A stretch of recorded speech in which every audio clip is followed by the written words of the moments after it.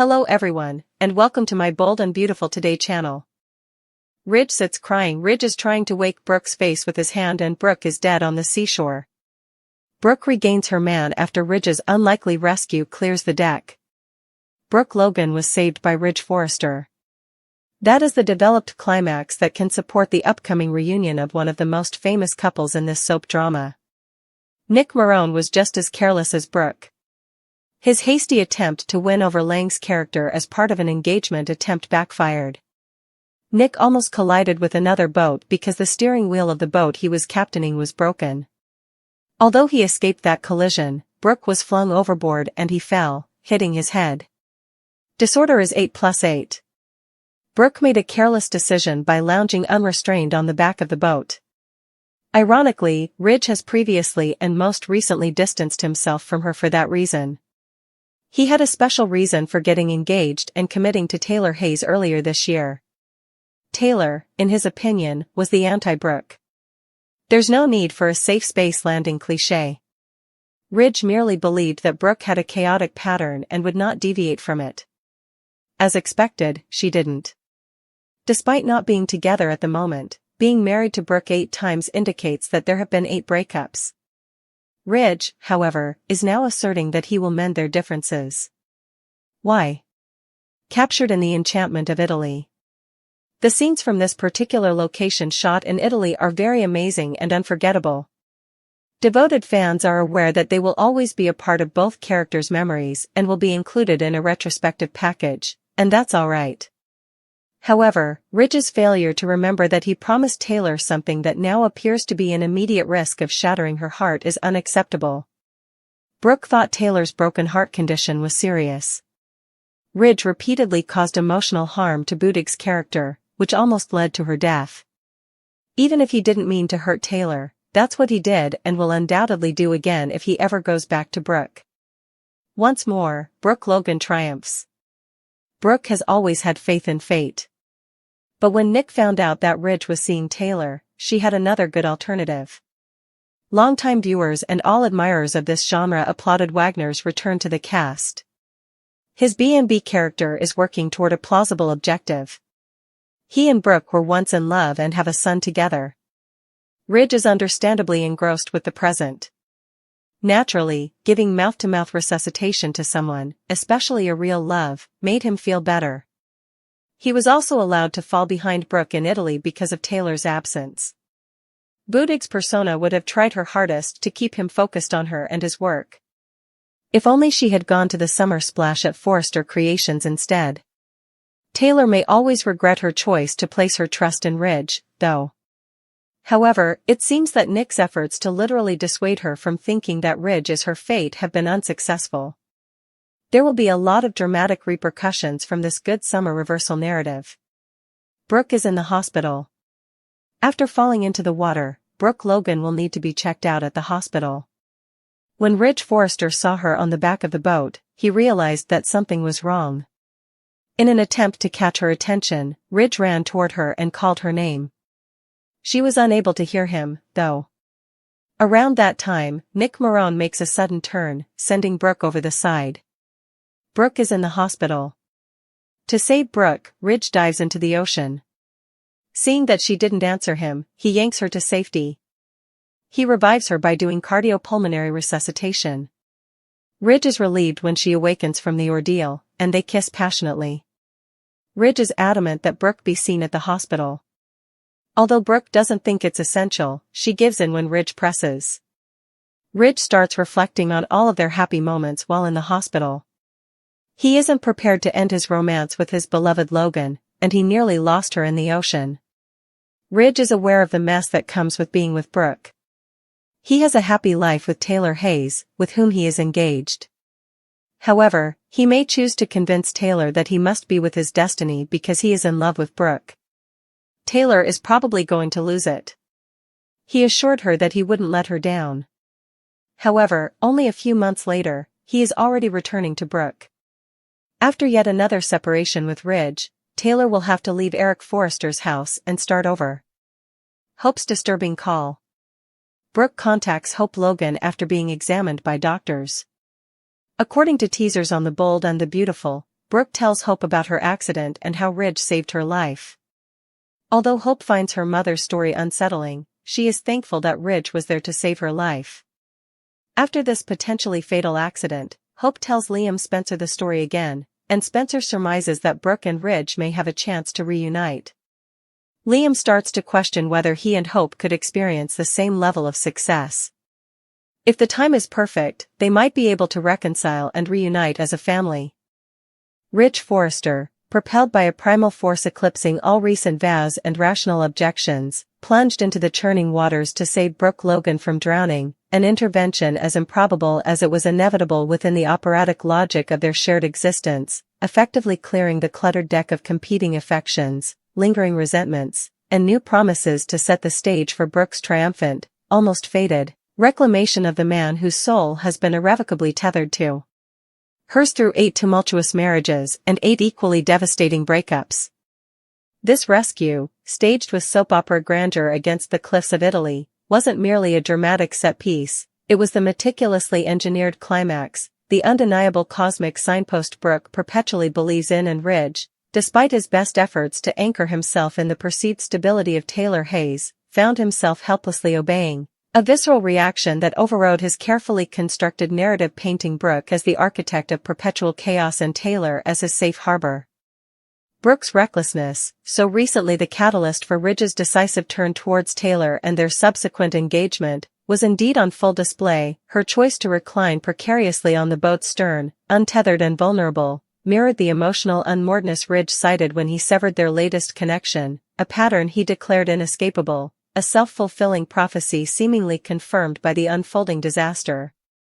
Yet, the recklessness wasn't hers alone. Nick Marone, driven by a potent mix of lingering affection for Brooke and a competitive desire to eclipse Ridge, especially upon learning of his rival's rekindled commitment to Taylor, orchestrated a rushed, impulsive attempt at romance aboard his vessel, a plan tragically undermined by mechanical failure. A faulty steering wheel transforming a grand gesture into a near catastrophe as he swerved violently to avoid a collision, the jolt sending him crashing headfirst into the helm while the force catapulted the unsuspecting Brooke overboard into the unforgiving sea.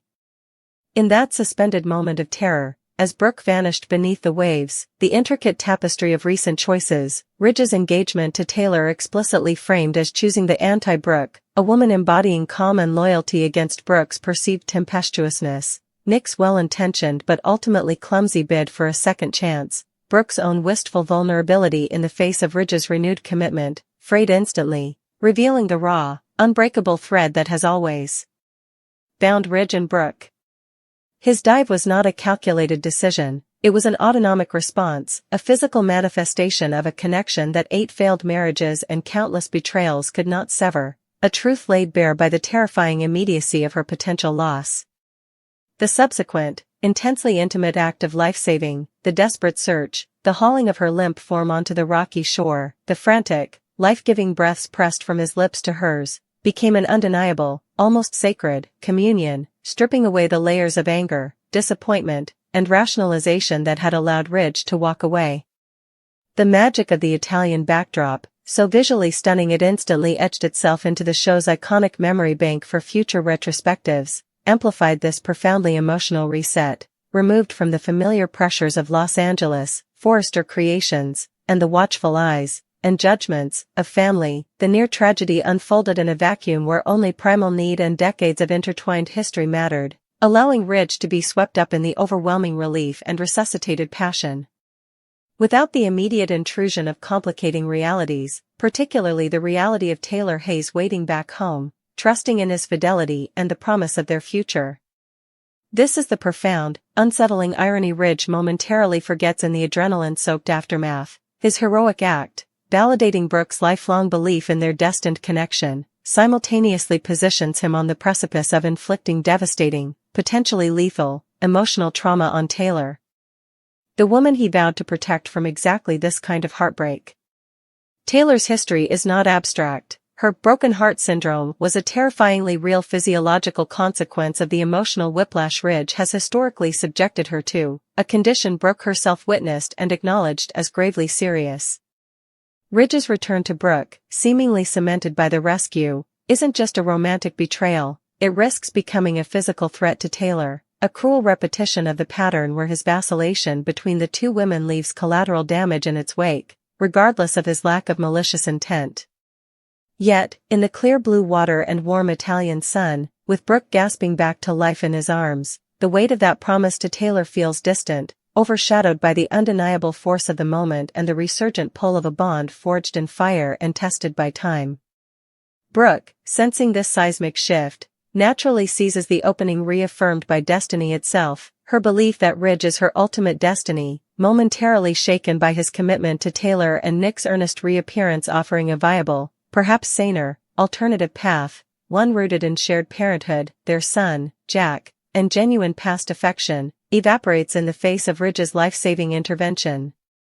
Nick's entire endeavor, symbolized by his attempt to literally steer Brooke away from Ridge and towards a future with him, capsized as spectacularly as his faulty boat, his presence serving primarily as the catalyst for the accident that ironically cemented the very bond he sought to break. Jack Wagner's return as Nick, while welcomed by fans and providing a credible romantic counterpoint, ultimately functioned as the necessary obstacle whose failure illuminated the indestructible core of Ridge, caught in the riptide of resuscitated love and the potent symbolism of literally breathing life back into his true love, finds his carefully reasoned arguments against reuniting drowned by the overwhelming evidence of his own actions. Taylor's critical absence from Italy, had she attended the Forrester Creations event, her stabilizing influence would have anchored Ridge, preventing his solitary pursuit of Brooke and likely altering the course of events, becomes a tragic footnote, a decision born of trust that may now haunt her indefinitely. The rescue, therefore, is far more than a dramatic plot point, it's the narrative fulcrum, the unlikely event that forcibly realigns the characters' trajectories. It clears the deck of Nick's immediate romantic challenge, overwhelms Ridge's intellectual resistance built on labeling Brooke's chaos, and silences, at least temporarily, the internal and external voices reminding him of his promise to Taylor. It validates Brooke's unwavering faith in destiny while showcasing the terrifying, self-destructive risks her belief sometimes entails. And it sets the stage, not for a simple happy ending, but for the guaranteed dramatic fallout, the inevitable shattering of Taylor's fragile trust and the potential resurgence of her life-threatening condition, the complex web of familial reactions, the lingering question of whether a bond forged in such intense, recurring crisis can ever find true peace, and the ever-present possibility that the very chaos Ridge fears might yet engulf him again. Ridge's dive saved Brooke's life, but it also plunged them both back into the deep, unpredictable, and perilous waters of their own history, proving that for these two, even after 8 breakups, the tide of destiny, however unlikely its methods, remains irresistibly strong, ensuring Brooke, against all recent odds and through the sheer, terrifying force of near-death and resurrection, has indeed begun the process of reclaiming her man. The deck is cleared, but the storm clouds of consequence gather swiftly on the horizon. Brooke Logan, one moment she was perched precariously on the stern of the sleek motorboat, the salt spray a refreshing mist against her skin, the wind whipping through her hair as she perhaps sought a moment of solitude or simply admired the view, blissfully unaware of the danger Ridge Forrester perceived with mounting dread the second he spotted her there, his instincts, honed by years of complex history and a love that defied reason, screamed a silent alarm. He saw the inherent instability, the way the boat's gentle rocking could become treacherous with a sudden shift, and he moved towards her, his heart hammering against his ribs, his voice cutting through the engine's roar and the rush of the wind, calling her name with increasing urgency, Brooke. Brooke, get down. But the elements conspired against him, the wind snatched his words away, the engine's growl filled her ears, and her focus remained fixed elsewhere, leaving her vulnerable, exposed. Then, the world tilted violently. Nick Marone, perhaps distracted, perhaps simply navigating without awareness of Brooke's perilous position, executed a sharp, unexpected turn. The centrifugal force was unforgiving, Brooke's grip failed, a gasp torn from her lips was lost in the sudden lurch, and she was flung backwards, a graceful, horrifying arc ending in a brutal splash that sent icy shockwaves through Ridge's very soul as he watched, helpless for a split second, the woman who was his perpetual gravity plummet into the unforgiving deep. Adrenaline, a primal surge born of terror and an unbreakable, if tumultuous, bond, propelled Ridge into immediate, desperate action. Without a second thought for his own safety, clothes, and all, he vaulted over the side, the cold embrace of the water a jarring counterpoint to the fire of panic within him. He dove beneath the choppy surface, eyes stinging, scanning the murky green gloom frantically, every second stretching into an agonizing eternity until he spotted her, a pale, limp figure sinking, dark hair fanning out like seaweed. He surged towards her, grabbing her with a strength fueled by sheer desperation, kicking powerfully for the surface, breaking through with a gasp, hauling her lifeless form against him. The sight of her unresponsiveness, the terrifying stillness, the pallor of her skin, struck him with a force more brutal than the fall itself. Dragging her towards the boat, aided by frantic hands reaching down, Ridge laid her on the deck, the reality hitting him like a physical blow: she wasn't breathing. Years of training, buried deep, surged to the forefront. Compressions, firm, rhythmic, counting in his head, a desperate prayer echoing with each push against her sternum. Rescue breaths, sealing his mouth over hers, willing life back into her lungs, his own breath a frantic offering. Time blurred into a horrifying loop of pressure and breath, his world reduced to the terrifyingly inert body beneath his hands and the deafening roar of his own fear. Then, a miracle amidst the nightmare, a violent cough, a gush of seawater, a ragged, beautiful intake of breath. Brooke's eyes fluttered open, wide with confusion and the dregs of terror, finding his face hovering above hers, etched with relief so profound it bordered on agony. In that raw, vulnerable space between death and life, suspended on the deck of the boat, gratitude and a tidal wave of unresolved emotion crashed over them. Their gaze locked, an unspoken understanding passing between them. He had pulled her back from the abyss. Without thought, driven by the sheer, overwhelming intensity of the moment, Ridge leaned down, capturing her cold lips in a kiss that was far more than relief. It was a reclamation, a testament to a connection that refused to die, a passionate, desperate sealing of the life he had just wrestled back from the sea, a moment charged with the electricity of survival and the undeniable pull of their tangled history. As the immediate shock subsided, replaced by tremors and the bone-deep chill of her ordeal, Brooke, ever resilient and perhaps downplaying her trauma, murmured reassurances, insisting she was fine, that a hot shower and rest were all she needed, her characteristic Logan defiance flickering weakly. But Ridge, his hands still trembling slightly from the adrenaline crash, his mind replaying the horrifying image of her lifeless body on the deck, was immovable. The fear that had gripped him when she didn't respond, the visceral terror of losing her permanently, overrode everything. "No, Brooke," he stated, his voice low but brooking no argument, thick with residual fear and a newfound, fierce protectiveness. "You inhaled water. You were unconscious.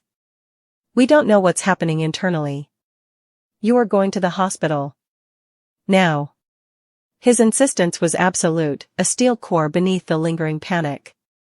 Seeing the genuine, raw fear in his eyes, a fear for her that resonated deeper than any argument, Brooke's resistance crumbled. Exhausted, shaken, and perhaps moved by the depth of his concern, she acquiesced with a weak nod, allowing herself to be bundled into warmth and transported towards the sterile certainty of the emergency room, the taste of salt water and Ridge's kiss still lingering on her lips. Within the hushed, antiseptic confines of Brooke's private hospital room, bathed in the impersonal glow of fluorescent lights and the rhythmic beeping of monitors that served as an unnerving reminder of her fragility, Ridge kept his vigil. As she drifted in and out of a drug-induced sleep, exhaustion finally claiming her, he sat slumped in the uncomfortable visitor's chair, the adrenaline fully drained, leaving behind a profound, hollowed-out exhaustion and a relentless churn of thoughts. Watching the steady rise and fall of her chest beneath the thin hospital blanket, a sight infinitely precious after its terrifying stillness, the dam holding back his memories broke. Vivid, technicolor flashes flooded his mind, Brooke's radiant smile on their first wedding day, the fierce glint in her eyes during one of their legendary confrontations that always ended in passion, the softness of her touch during rare moments of peace, the intoxicating sound of her laughter, the way she challenged him like no one else ever could.